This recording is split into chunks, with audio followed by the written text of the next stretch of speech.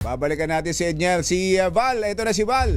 Tungkol doon sa BARM Education Minister na sinibak dahil sa anomalya. RH5, Val Gonzales. Come in, Val. Jerry, mula ngayong araw ng Martes, Mayo 19, ay sibak na sa pwesto bilang Education Minister ng Bangsamoro Autonomous Region in Muslim Mindanao o BARM, si Minister Moagy Iqbal.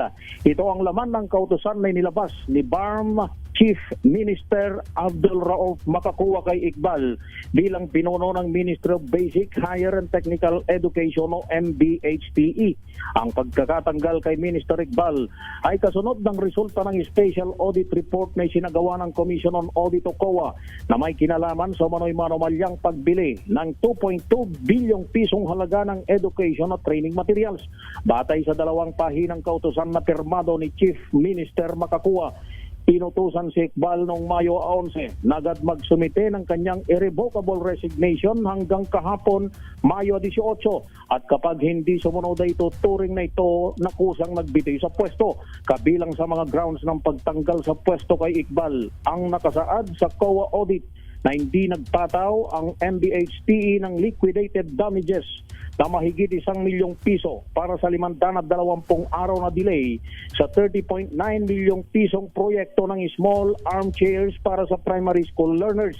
Ang 53 kontratang nagkakahalaga ng 1.95 billion pesos na iginawad kahit may material defects sa procurement process at ang 73 disbursement vouchers na nagkakahalaga ng 2.24 million pesos na binayaran naman ng buo kahit kulang ang mga kinakailangang dokumento. Dahil dito, sabi ni Makakuwa na naglabas ang COA ng initial notice of disallowances at inaasahang sa susunod na mga araw ay may karagdagan pang ilalabas tungkol dito.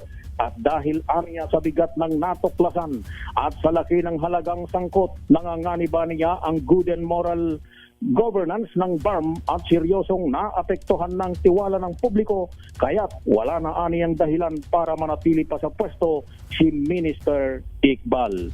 Ako si Val Gonzales, DZRH, una sa Pilipinas, una sa Pilipino.